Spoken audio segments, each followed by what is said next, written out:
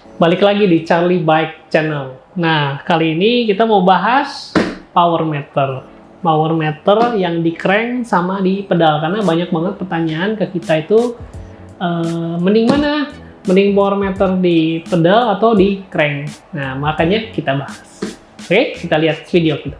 Sebelumnya, kali ini gue pakai Com Studio Call Me T-shirt edisi limited edition dengan Darbots. Darbots itu Indonesian well-known street artist. Jadi kalian bisa lihat ada beberapa produk kayak IQOS pernah ada yang Darbots edition. Lalu kalau kemarin saya lihat ke Foot Locker itu pilarnya semua pakai Darbots. Ini keren banget. Ya. Jersey setnya juga dari Com Studio juga udah ada. Itu pre-order. Itu hanya rilis 80 set dan udah ada ownernya. Cuman mungkin kita masih punya satu yang size S yang Darbots. Itu warnanya hitam putih. Ini kalian bisa lihat di foto ini nih. Jadi banyak banget yang nanya ke gua, itu Om bedanya power meter pedal sama crank itu apa? Gitu ya.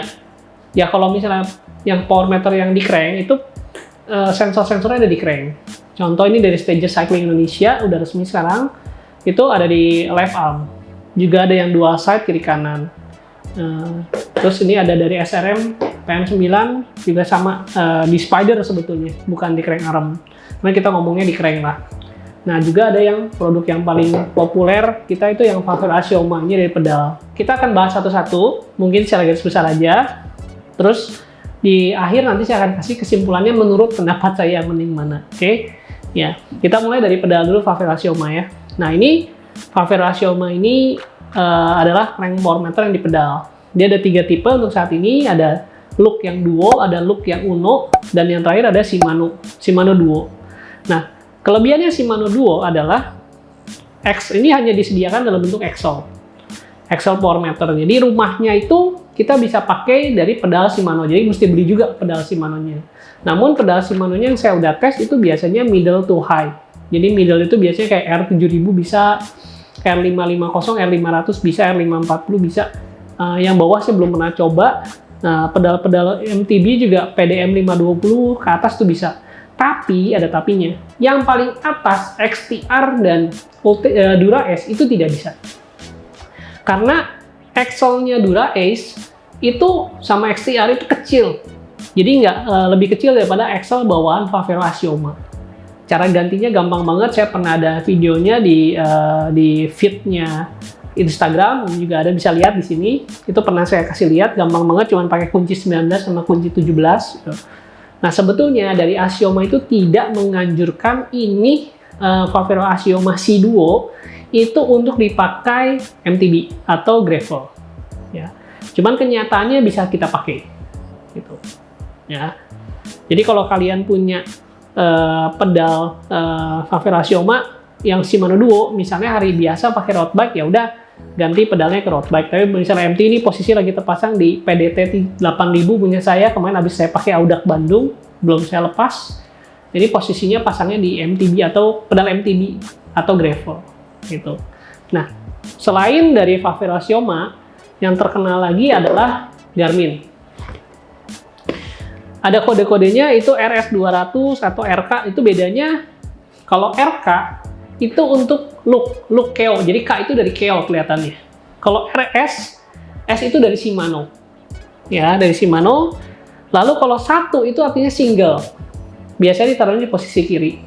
Nah, kalau 2 itu biasanya double, kiri dan kanan. Nah, untuk Garmin itu yang nggak perlu dikhawatirkan adalah garansi dari thumb-nya yang selama 2 tahun. Jadi selama kalian pakai 2 tahun, kalian nggak perlu khawatir karena hampir semuanya di warranty. Gitu. Mungkin kadang-kadang kalau dia lagi nggak ada stok atau nggak ada spare part-nya, mungkin nunggu. Tapi tetaplah jaminan thumb satu Indonesia kalian udah tahu lah. Tenangnya kalau beli Garmin kayak gitu.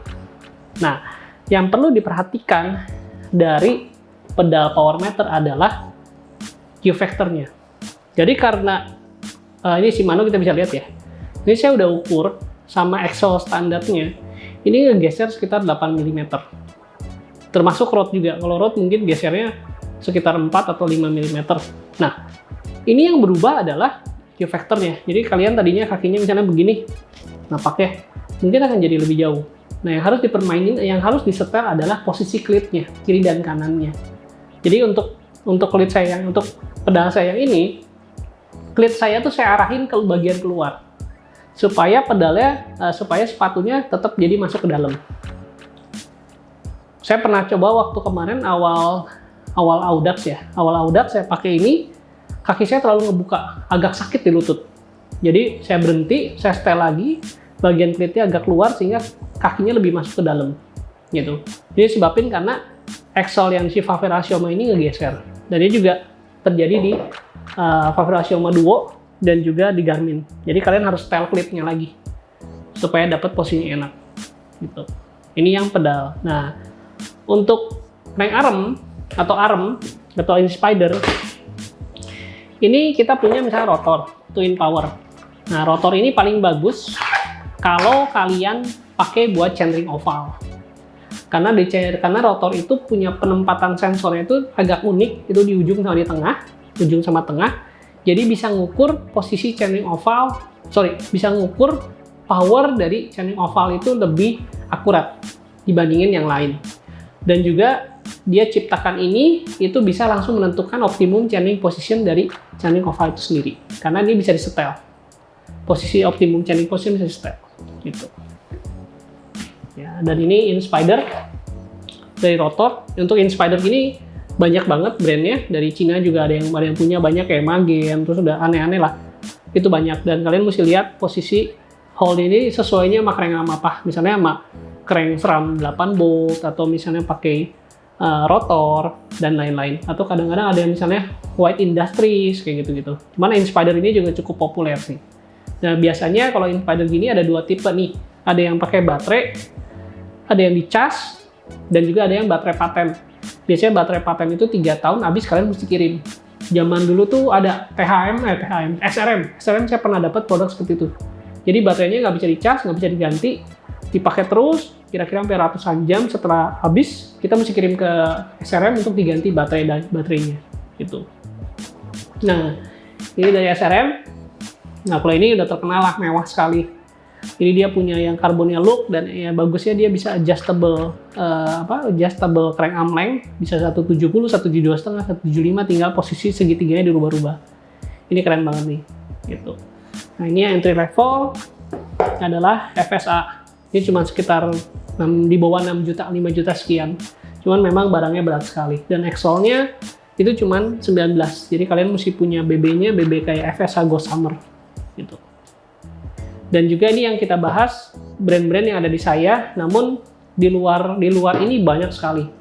Jadi kayak Magen, kayak brand-brand Cina banyak banget yang ngeluarin hal seperti ini. Nah, sekarang kesimpulannya. Pertama, kalau power meter di pedal, itu menurut saya kelebihannya itu gampang dipindah-pindahin. Jadi misalnya saya punya misalnya kalau posisi gini saya punya 2 MTB, ya udah mau pakai MTB A tinggal saya pindahin, mau MTB B saya tinggal pindahin. Itu relatif lebih gampang dibandingin kita punya model yang di crank arm atau crank. Itu mesti dipindah-pindahin tuh cranknya. Ya. Jadi sama road bike saya juga, misalnya kalau saya dipakai di power meter di pedal, di road bike 1 mau pindah ke 2 itu gampang, buka pasang.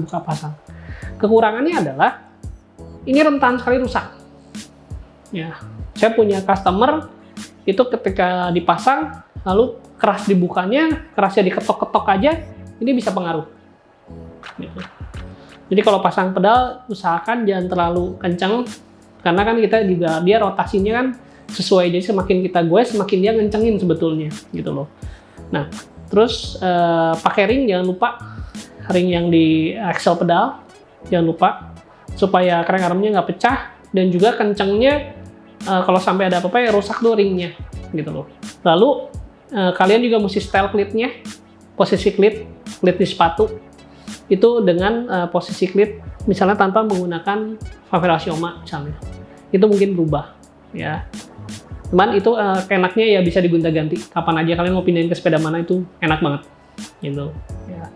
Nah, kalau yang crank bagaimana? Oke, yang crank biasanya nomor 1 tuh status lah, biasalah.